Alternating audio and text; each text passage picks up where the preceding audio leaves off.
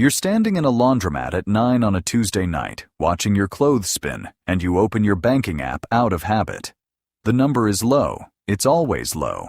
You got paid 4 days ago, and most of it is already gone. And for a second, that familiar tightness sits in your chest, the quiet math of someone who feels like they're barely holding on. But you've never let yourself notice the part that matters. The money didn't get wasted, it moved. It left your checking account the same day it arrived and went somewhere you can't see from this screen. You feel broke because you engineered it that way, on purpose, without ever calling it a plan. Most people who are actually falling behind feel rich for about a week each month. Then the crash comes. You feel the opposite. You feel poor constantly, steadily, and you've started to wonder if something is wrong with you for it. Nothing is wrong with you. The discomfort you carry is one of the most reliable signs that a slow, boring kind of wealth is stacking up behind the scenes, in accounts you rarely open, in choices so small they don't feel like choices at all. This is the weight of money nobody warns you about. Chapter 1.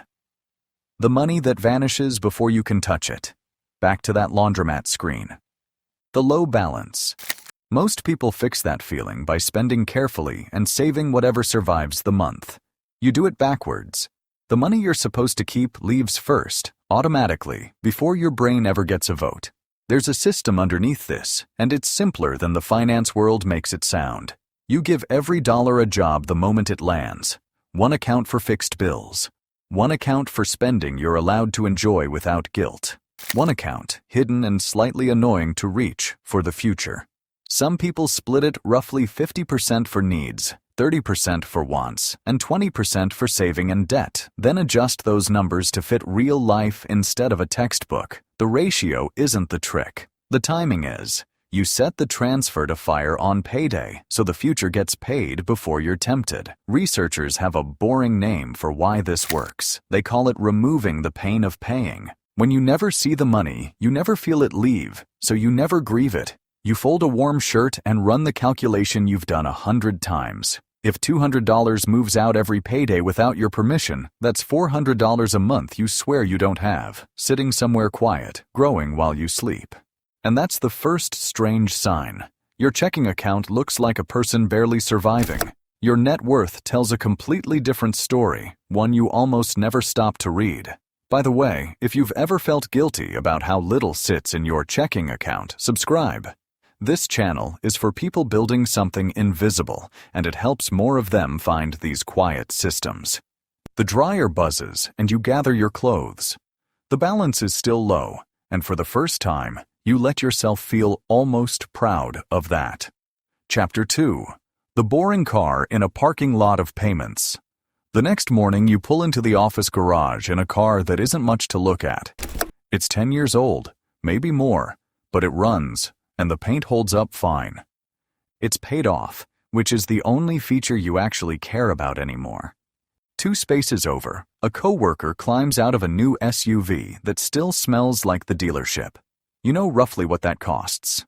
A lot of new car payments now land somewhere around $700 or more a month once you add tax, longer loan terms, and insurance on a pricier vehicle. Call it $8,000 a year, give or take, flowing out the door before anyone eats or saves a cent. You feel the pull, and the envy is specific and real. You'd like to be the person who steps out of the clean car, but you've run the other number too many times to unsee it. That same $700 a month, redirected into a plain retirement account earning a historical average of roughly 7% after inflation, has grown into serious money over a couple of decades, though that's not guaranteed. Just what the long history suggests. So you keep the boring car. Nobody claps for it, though. There's no applause for the payment you don't have, no compliment for the loan you never signed. This is lifestyle creep running in reverse. As income slowly rises, most people let their spending rise to match, dollar for dollar, so they feel exactly as broke at $80,000 as they did at $50,000. You froze yours. Your car stayed the same while your income moved. That gap, the space between what you earn and what you let yourself spend, is what actually builds the wealth. You walk past the SUV without slowing down. Chapter 3. The free money you feel weird taking. Later that week, you're in the break room, coffee going cold, logged into the HR portal on your phone because you finally decided to check one number, your 401k contribution rate. Here's the sign that separates people who quietly build wealth from people who don't. You take the match, even when it feels like you can't afford to. A lot of employers offer something like 50 cents for every dollar you put in, up to about 6% of your pay. On a $50,000 salary, contributing that 6% means your employer hands you roughly $1,500 a year you would otherwise leave sitting on the table. Most people walk past that money every paycheck, telling themselves they'll sign up later. Later never comes. You did it early, back when the deduction genuinely hurt, when losing that slice of each check meant a tighter month. For 2026, the rules are fixed and worth knowing. You can put up to $24,500 of your own money into a 401k this year. If you have an IRA, that limit is $7,500. Those numbers are hard ceilings the IRS set, not estimates, and you don't need to hit them to come out ahead. You just need to grab the free match first, because a 50% return on your money before it's even invested is something no market reliably offers. You look at your rate on the screen, set a while ago and long since forgotten, which is exactly the point. The best money decisions you've made are the ones you no longer think about. None of this feels like wealth so much as a smaller paycheck, doing without a little each month. That feeling is the price, and you decided a long time ago it was worth paying. You close the app and drink your cold coffee anyway. Chapter 4. The balance you write in marker. Saturday, at the kitchen table. There's a manila folder in front of you with a number written across it in thick black marker. $2,140. That's what's left on the card, and you made it physical on purpose because a number you can see is harder to ignore than a number buried in an app. Credit card interest right now averages somewhere around 22%, and for balances carried month to month, it often runs higher. Sit with what that does. On $2,140, roughly 22% a year, works out to around $470 in interest if you only make small payments, money that buys you nothing and vanishes into the space between what you owe and what you can pay. So you attack it, not with a spreadsheet full of theory, but with a system you can feel. Every time you clear a payment, you cross out the old number on the folder and write the new, smaller one beneath it. $2,140, then $2,010, then $1,875. The stack of crossed-out numbers becomes the proof you keep going back to. Earlier that day, you stood in the grocery aisle with the nicer brand in one hand and the store brand in the other, and you put the nicer one back. You didn't do it over $3. You did it because the $130 across the month was better off going to the folder. That's what real progress feels like from the inside. Small, unglamorous, a little annoying. People assume wealth starts with investing. Often it starts with subtraction. You can't reliably out-earn 22% interest in the market, so killing that debt is one of the closest things to a guaranteed return you'll ever get. And it feels like nothing but restraint the whole time. You cap the marker. The number is smaller than last month, and you let that be enough.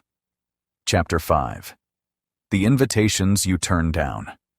Your phone lights up on the couch, a rooftop thing, drinks, a group of people you like, the kind of night that turns into a $90 tab you feel the next morning in more ways than one. You look at the message for a while. Then you type some version of "can't this time," and you set the phone face down. The guilt is immediate, and you feel cheap. You feel like the friend who's always opting out, and part of you wonders what it's costing you socially to keep saying no. But you've noticed something about the people who never say no. They feel rich on Friday and anxious by the 20th. Their money shows up in what they wear and where they go, and almost none of it shows up in anything they own. You decided you'd rather it be the reverse, plain on the outside, growing where nobody can see. Somewhere out there, a boring index fund holds most of your invested money, tracking the whole market, doing absolutely nothing interesting. It doesn't spike, and it doesn't try to thrill you. Over long stretches, the broad market has historically averaged something close to 10% a year before inflation, with plenty of ugly years mixed in, and the entire strategy is to leave it alone and keep feeding it. That's the trade you keep making. A night out now for a version of yourself 20 years from now who doesn't flinch when the car finally dies. Sit with this question for a second and answer it in the comments if you want. What is the one small thing you say no to that everyone around you says yes to? Name it. I read these, and other people need to know they're not the only one doing it. You pick the phone back up without changing your reply. Chapter 6. The number you check instead.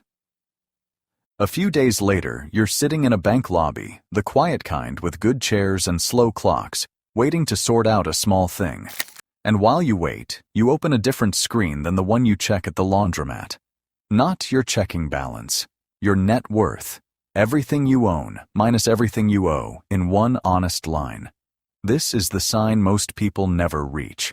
You stopped measuring your life by the cash in your pocket and started measuring it by the distance between what you own and what you owe. That single shift changes every decision. A slow month barely moves it. A skipped dinner barely moves it. But the automated transfers, the match, the folder, the boring fund, all of it stacks into that one number, month after month, whether you feel it or not. You run the oldest piece of math in the room, the rule of 72. Divide 72 by your expected return, and you get the years it takes your money to double. At a historical average near 10%, that's roughly every 7 years. So the money you set aside now doubles, then doubles again, and the version of it that matters most is the version you won't touch for decades. Then you do the thing almost nobody talks about. You protect it. You pull up your retirement account and check the beneficiary line, the name that inherits this if something happens to you. It takes 4 minutes. It's the least exciting task in personal finance and one of the most important, because building the number means nothing if it can't pass cleanly to the people you love. That's what generational wealth actually comes down to, a number that outlives you, pointed at the right people, built by someone who felt broke the entire time they were building it. The teller calls your name. You stand up. Chapter 7.